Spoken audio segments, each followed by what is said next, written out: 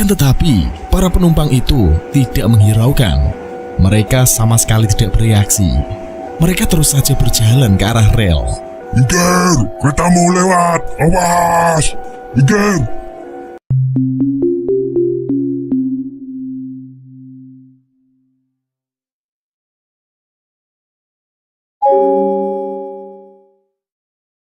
Kecelakaan kereta api Bintaro pada 19 Oktober 1987 adalah salah satu tragedi terburuk dalam sejarah perkeretaapian Indonesia.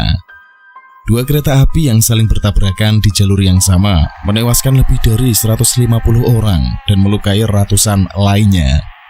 Benturan dahsyat antara KA225 dan KA220 itu menyebabkan gerbong-gerbong hancur berkeping-keping. Tubuh-tubuh korban terperangkap dan terjepit di antara puing-puing. Darah mengalir di rel yang sepi pada pagi yang kelam itu. Namun, selain kisah tragis tentang tabrakan dan kerusakan fisik, ada cerita lain yang beredar di balik tragedi ini. Cerita mistis yang telah menjadi bagian dari legenda kecelakaan Bintaro, menghantui mereka yang pernah berurusan dengan lokasi kejadian atau yang pernah mendengar bisikan-bisikan dari dunia lain. Setelah kecelakaan, jalur kereta di Bintaro tidak sepenuhnya ditinggalkan. Lalu lintas kereta api terus beroperasi di jalur tersebut. Namun, sejak peristiwa naas itu, banyak yang melaporkan fenomena aneh yang terjadi di sekitar lokasi kecelakaan. Cerita tentang sosok penumpang tanpa wajah mulai beredar di kalangan penumpang dan petugas kereta api.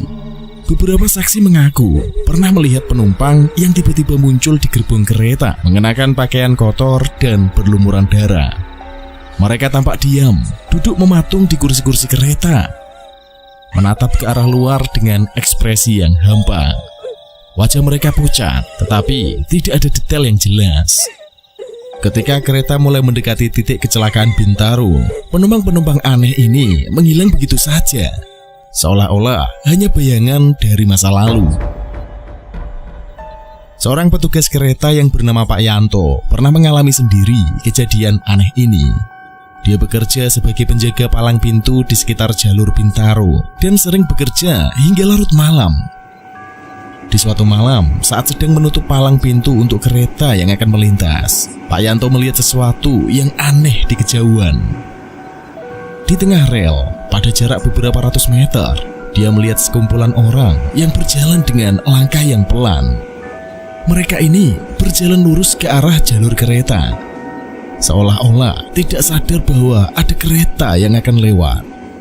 Dengan panik, Pak Yanto mencoba membunyikan sirine peringatan.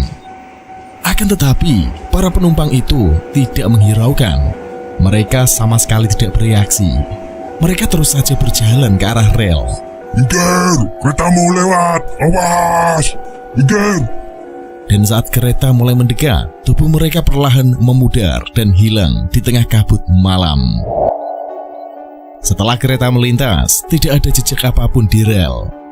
Namun udara di sekitar Pak Yanto terasa dingin, jauh lebih dingin daripada seharusnya di malam itu.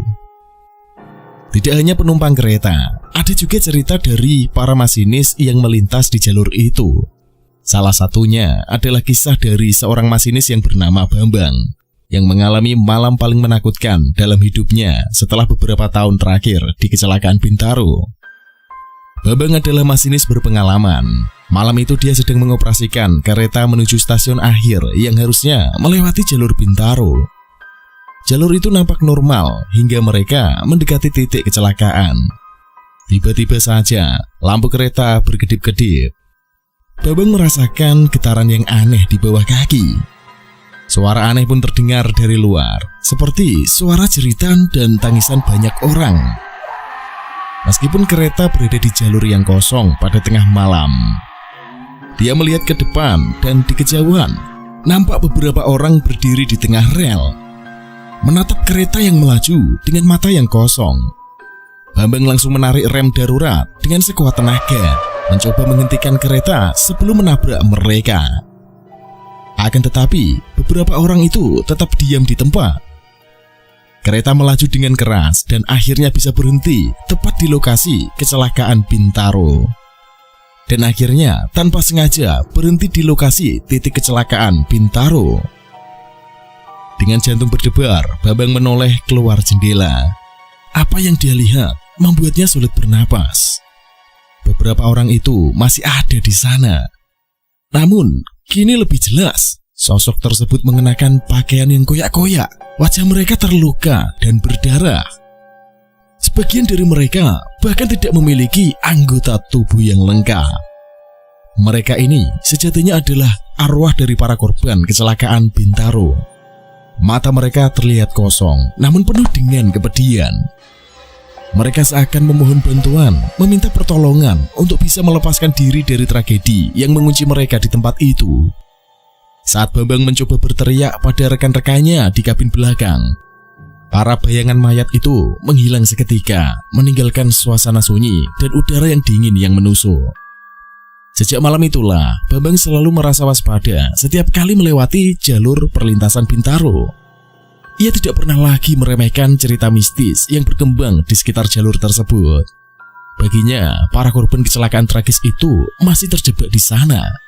Tidak bisa melanjutkan perjalanan ke dunia lain, karena cara kematian mereka ini yang mengenaskan. Kisah-kisah ini terus menghantui penduduk sekitar dan para pekerja kereta api yang melewati lokasi kecelakaan.